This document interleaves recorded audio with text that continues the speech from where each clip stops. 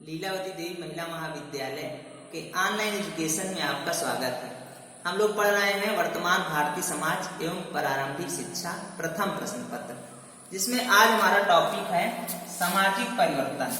सबसे पहले हम सामाजिक परिवर्तन के अर्थ को स्पष्ट करना चाहेंगे कि संक्षेप में सामाजिक परिवर्तन है क्या।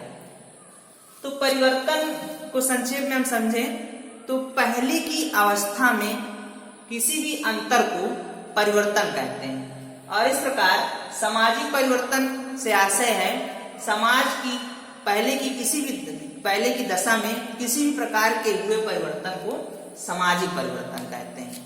विस्तार में देखें तो मानव समाज की यह विशेषता है कि उसमें वह कभी एक समान नहीं रहते, उनमें सदैव कुछ न कुछ बदलाव होता रहता है।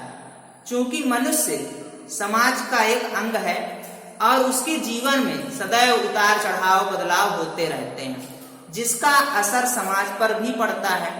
समाज में समय समय पर जो भी परिवर्तन होते रहते हैं वह सामाजिक परिवर्तन कहलाते हैं। किसी भी समाज में यदि किसी भी समाज को देखा जाए तो आज से 100 साल पहले जो उसकी रूपरेखा थी वह आज नहीं है, और आज जो उसकी दशा है वह आज के बाद नहीं रहेगी। कोई ना कोई परिवर्तन होता रहता है।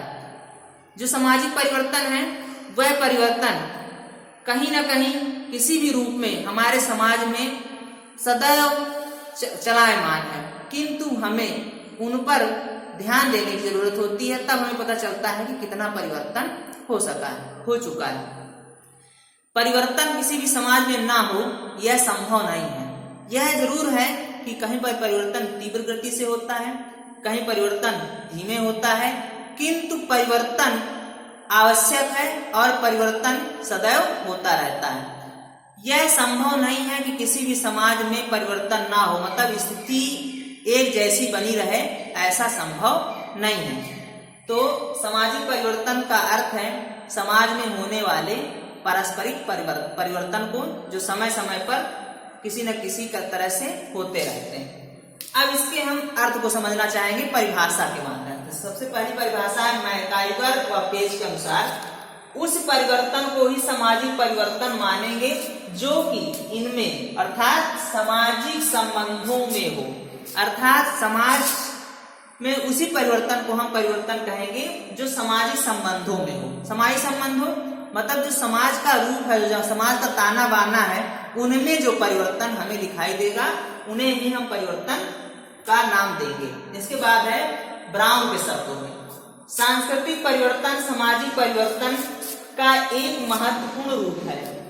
हमारी संस्कृति जिसमें कला, विज्ञान, नैतिकता, विश्वास तथा भाषा आते हैं, उनमें जो परिवर्तन होते हैं वे भी सामाजिक परिवर्तन में निहित हैं। यहाँ पर ब्राउन महोदय का कहना है कि विज्ञान, नैतिकता, विश्वास तथा भाषा में समय समय पर परिवर्तन आते रहते हैं। उसमें कुछ न कुछ नया जुड़ता रहता है, कुछ पुराना हटता रहता है, और जो हम नए विचार ग्रहण करते हैं तथा कुछ पुराने मूल्यों या नैतिकता का हम त्याग करते हैं या उन विज्ञान के उपकरणों का हम त्याग करते हैं, तो वह सामाजिक परिवर्तन है जो सामाजिक परिवर्तन में ही निहित है। अब हमें देखना है कि सामाजिक परिवर्तन की विशेषताएं क्या हैं, किसे हम सामाजिक परिवर्तन कहेंगे और उसकी विशेषता क्या होती है। तो सबसे पहला पॉइंट है सामाजिक परिवर्तन सामुदायिक परिवर्तन से संबंधित होता है। अब यहाँ पर कहने मतलब यह है कि जो सामाजिक परिवर्तन है वह सामुदायिक परिवर्तन से संबंधित हो। सामुदायिक परिवर्तन मतलब समाज में घटित होने वाले परिवर्तन।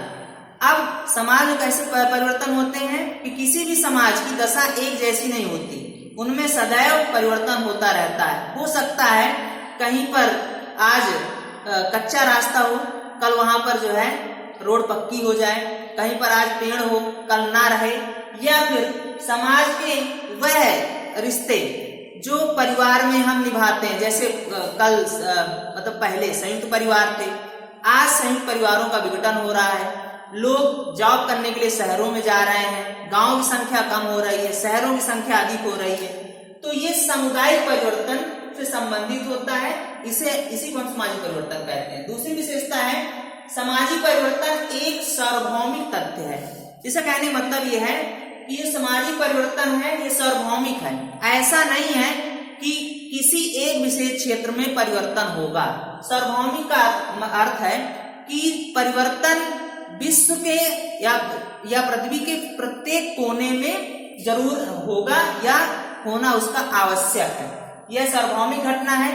यह जरूर हो सकता है कि कहीं परिवर्तन तीव्र गति से होता है, कहीं धीमी गति से होता है, किंतु यह सार्वभौमिक घटना है। परिवर्तन सभी जगह होगा, सभी प्रकार के रिश्तों में परिवर्तन देखा जाता है।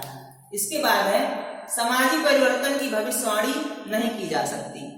अब यहाँ पर कहने मतलब यह है कि सामाजिक परिवर्तन की भविष्यवाणी नहीं की जा सकती है कि कब क्या परिवर्तन होगा, इसे निश्चित नहीं किया जा सकता। हो सकता है कि उसमें 10 साल लग जाए या 2 साल लग जाए या 1 साल लगे या 1 दिन में हो जाए, यह निश्चित तौर पर नहीं कहा जा सकता। हाँ, इस पर हम केवल संभावना व्यक्त कर सकते हैं कि ऐसा हो सकता है, किंतु इस पर भविष्यवाणी नहीं की जा सकती। इसके बाद है सामाजिक परिवर्तन अनिवार्य नियम है। अब इससे आशय ये है कि सामाजिक परिवर्तन अनिवार्य है। यदि किसी समाज में परिवर्तन नहीं है, यदि वह स्थिर है, तो वह समाज विनाश की ओर अग्रसर है, उसका अंत निश्चित है। इसलिए समाज में परिवर्तन अनिवार्य है, क्योंकि परिवर्तन के द्वारा ही हम नए विचारों, नई टेक्नोलॉजी को ग्रहण करते हैं और पुराने मूल्यों, पुराने विचारों और पुरानी टेक्नोलॉजी को हम अपने से अलग कर देते हैं। यदि समाज में परिवर्तन नहीं होगा तो वह समाज अपने आप नष्ट हो जाएगा। इसलिए परिवर्तन अनिवार्य। इसके बाद है सामाजिक परिवर्तन की गति असमान होती है। अब यहाँ पर आशय ये है कि सामाजिक परिवर्तन तो जरूर होता है, किंतु उसकी गति असमान होती है। हो सकता है कि कोई भी तकनीकी शहरों में पहले आ जाए या विकसित देशों में पहले आ जाए, विकासशील देश या पिछड़े देशों में बाद में आए, किंतु वह तकनीकी, वह विकास दर सदैव चलायमान है, सभी जगह होगी, किंतु गति असमान होती है। कहीं पर वह पहले होती, कहीं बाद में होती, कहीं तीव्र गति से होती है और कहीं धीमी गति से होती है। इसके बाद है सामाजिक परिवर्तन एक जटिल तथ्य है। सामाजिक परिवर्तन जटिल तथ्य है। इसको अलग अलग तरीके से या अलग अलग कैटेगरी वाइज बांटा नहीं जा सकता कि किस कारण से कौन सा परिवर्तन है या सामाजिक परिवर्तन कितना संभव है, कितना हुआ है, इसको किसी पैमाने पर नापा नहीं जा सकता। यह जटिल तथ्य है।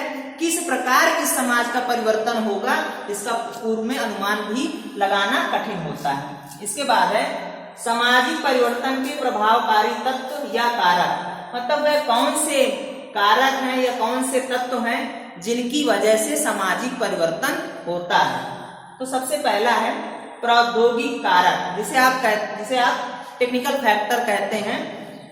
आज वर्तमान समय में औद्योगिक क्षेत्र में या प्रौद्योगिक क्षेत्र में हमने काफी विकास कर लिया है। प्रौद्योगिकी की वजह से आज जब प्रौद्योगिकी का विकास होता है तो नगरों की ओर जनसंख्या बढ़ती है, वहां नए नए मकान बनते हैं और गांवों की जनसंख्या कम होती है, जिससे वहां विभिन्न प्रकार की बुराइयां भी उत्पन्न होती हैं। किंतु एक तरफ देखें तो उससे महिलाओं की आर्थिक स्थिति सुधार होता है, क्योंकि उन्हें जॉब मिलता है, उन्हें काम मिलता है और उनकी स्थिति में सुधार हो जाता है। साथ ही प्रौद्योगिकी वजह से नई नई वस्तुएं हमारे कार्यों को आसान करती हैं और हमारी जीवन दिनचर्या होती है वह थोड़ा जो है उसमें सुधार हो जाता है। साथ ही टेक्नोलॉजी की वजह से, तकनीकी की वजह से जो भी समस्याएं होती हैं समाज की, वह थोड़ा आसान होती हैं। जैसे कि आज हमारे देश में मृत्यु दर कम हो गई है, उसका कारण प्रौद्योगिक कारक है। अब इसके बाद है सामाजिक एवं सांस्कृतिक कारक। सामाजिक एवं सांस्कृतिक कारक भी सामाजिक परिवर्तन के प्रभावकारी कारक हैं। किसी समाज की जो संस्कृति होती है वह उस समाज में बहुत बड़ा परिवर्तन लाती है। जैसे रीति रिवाज, रूढ़ियां, परंपराएं या वहां के नियम कानून, प्रथाएं, यह समाज में सदैव बदलते रहते हैं और बदलने की वजह से समाज में परिवर्तन होता रहता है। मान लिया जाए कि कल तक जो हमारे समाज में रहन सहन की प्रणाली थी वह अलग थी, किंतु आज जिस प्रकार से कोरोना जैसी महामारी हमारे देश में है, तो हमारी संस्कृति आज बदल गई है। कैसे बदल गई है कि अब सामाजिक समूहों में या सामाजिक किसी भी आयोजन में भीड़ नहीं होगी। तो ये क्या है, सांस्कृतिक या सामाजिक कारक है जो सामाजिक परिवर्तन ला रहा है। इसके बाद है भौगोलिक कारक। यदि भौगोलिक कारक की बात करें तो भौगोलिक कारक भी सामाजिक परिवर्तन के लिए उत्तरदायी है। बाढ़, भूकंप, इसके साथ ही तूफान या विभिन्न प्रकार के प्राकृतिक आपदाएं हमारे समाज या हमारे समाज के में परिवर्तन लाती हैं। किस प्रकार से परिवर्तन लाती हैं? यदि किसी क्षेत्र में यदि बाढ़ आ जाती है तो वहां के लोग वहां से पलायन करना शुरू कर देते हैं और वह नगरों की तरफ या दूसरी तरफ ऊंचाई पर जाकर रहने लगते हैं। आज यदि हम विभिन्न शहरों की बात करें तो जो शहर पहले नदी के किनारे बसे हुए थे, तो पानी की वजह से नदी किनारे बसे हुए थे, किंतु आज वह नदियां गंदे नाले के रूप में प्रयोग की जा रही हैं। क्यों? उसमें कूड़ा कचरा फेंका जा रहा है। तो ये क्या है? परिवर्तन है। इसका कारण क्या है? भौगोलिक परिवर्तन, क्योंकि उन नदियों की अब हमें ज्यादा आवश्यकता नहीं है, इसलिए उनका पानी गंदा हो रहा है। दूसरी बात करें, जिन क्षेत्रों में आज जल की कमी हो जा रही है वहां से जनसंख्या का पलायन होने लग रहा है और उन गांवों में रहने के लिए या वहां पर कृषि करने के लिए लोग मतलब जल उपलब्ध न होने की वजह से उसे छोड़ दे रहे हैं और वहां पर पूरे गांव खाली हो जा रहे हैं, जिससे एक तरफ जनसंख्या शहरों की तरफ चली जाती है, दूसरी तरफ जनसंख्या का घनत्व अधिक हो जाता है। इससे सामाजिक परिवर्तन होता है और इस परिवर्तन की वजह से मनुष्य के रिश्तों में भी प्रभाव पड़ता है। इसके बाद है जनसंख्यात्मक कारक। जनसंख्यात्मक कारक से आशय है कि जनसंख्या की वजह से भी सामाजिक परिवर्तन होता है। यदि किसी भी समाज में जनसंख्या में तीव्र विस्फोट होता है तो वहां पर जो मानवीय रिश्ते होते हैं या मानवीय मूल्य होते हैं उनका पतन हो जाता है। जनसंख्या वृद्धि की वजह से गरीबी पनपती है, निर्धनता आती है और लोग व्यापक रूप से कठिनाई पूर्वक जीवन यापन करते हैं। साथ ही वहां पर मनुष्य का जो जीवन होता है वह बहुत ही ज्यादा दयनीय स्थिति में पहुंच जाता है, जिससे समाज में विभिन्न प्रकार की बुराइयां उत्पन्न होती हैं और व्यापक रूप से सामाजिक परिवर्तन देखने को मिलता है। जैसे हम देख सकते हैं कि एक तरफ जो है बंगले में 2 लोग रह रहे हैं और एक तरफ रोड पर 50 लोग फुटपाथ पर सोए हुए हैं। तो ये सामाजिक परिवर्तन भी है जो जिसका कारण जनसंख्यात्मक कारक होता है। इसके बाद है मनोवैज्ञानिक कारक। मनोवैज्ञानिक कारक भी सामाजिक परिवर्तन के लिए उत्तरदायी हैं। समाज में सदैव जो वृद्धजन है और जो युवा पीढ़ी है उनमें संघर्ष होता रहता है। जो हमारे वृद्धजन हैं या हमारे सीनियर सिटीजन हैं उनमें सदैव पुराने मूल्यों और पुराने व्यवहार और नैतिकता को आगे बढ़ाने की इच्छा होती है, किंतु जो हमारी युवा पीढ़ी होती है वह नए विचारों को, नई टेक्नोलॉजी को, नई तकनीकी आदि को ग्रहण करना चाहती है और वह दोनों में परस्पर विरोध उत्पन्न होता है, क्योंकि दोनों अपने आप को सही मानते हैं और इसकी वजह से समाज में भी परिवर्तन देखने को मिलता है। सदैव आप अपने समाज में देखेंगे जो हमारे माता पिता हैं या हमारे जो बाबा हैं वह उनकी पीढ़ी और जो वर्तमान युवा पीढ़ी है उनके विचारों में अंतर होता है और उस विचार को यदि हम देखें तो समाज में भी वह स्पष्ट रूप से दिखाई देता है, जो सामाजिक परिवर्तन का एक प्रभावी कारक है। इसके बाद है आर्थिक कारक। आर्थिक कारक भी सामाजिक परिवर्तन का एक प्रभावकारी तत्व है, प्रभावकारी कारक है। जिन देशों के पास आर्थिक रूप से संपन्नता है वह अपने देश की अर्थव्यवस्था को मजबूत रखते हैं और वहां का जीवन स्तर अच्छा होता है, किंतु जिन देशों के पास आर्थिक स्थिति या संसाधन कम है वहां के लोगों की स्थिति दयनीय होती है और वह विभिन्न प्रकार से कठिनाई युक्त जीवन यापन करते हैं। अब आर्थिक कारक के रूप में हमें देखें कि जिन देशों के पास संपन्नता है वहां पर लोग आसानी से एक स्थान से दूसरे स्थान पर ट्रेवल कर सकते हैं।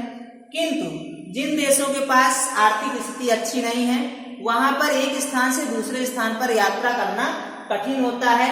साथ ही विभिन्न प्रकार के संसाधनों का अभाव होता है जिससे कि वह अपना विकास कर सके। आर्थिक कारक की वजह से भी सामाजिक परिवर्तन स्पष्ट रूप से दिखाई देता है। जहां पर आर्थिक रूप से संपन्नता होती है वहां विज्ञान की चमक होती है और पूरी तरह से सभी संसाधन उपलब्ध होते हैं। इसके बाद है राजनैतिक कारक। राजनैतिक कारक भी सामाजिक परिवर्तन के लिए उत्तरदायी होते हैं।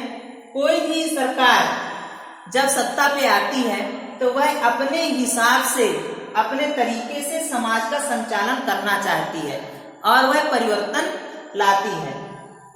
इसका उदाहरण देखने के लिए हम प्राथमिक विद्यालय के जो प्राथमिक विद्यालय हैं उन प्राथमिक विद्यालयों का जो पाठ्यक्रम है या वहां पर जो दी जाने वाली व्यवस्था है उसका हम अवलोकन कर सकते हैं। साथ ही जो भी राजनीतिक पार्टी सत्ता में काबिज होती है वह अपने हिसाब से समाज को संचालित करने का, समाज का विकास करने का प्रयास करती है जिससे सामाजिक परिवर्तन होता है। तो आज का टॉपिक था सामाजिक परिवर्तन। अगले टॉपिक में हम लोग पढ़ेंगे सामाजिक परिवर्तन में शिक्षा की भूमिका। आज के लिए इतना ही, धन्यवाद।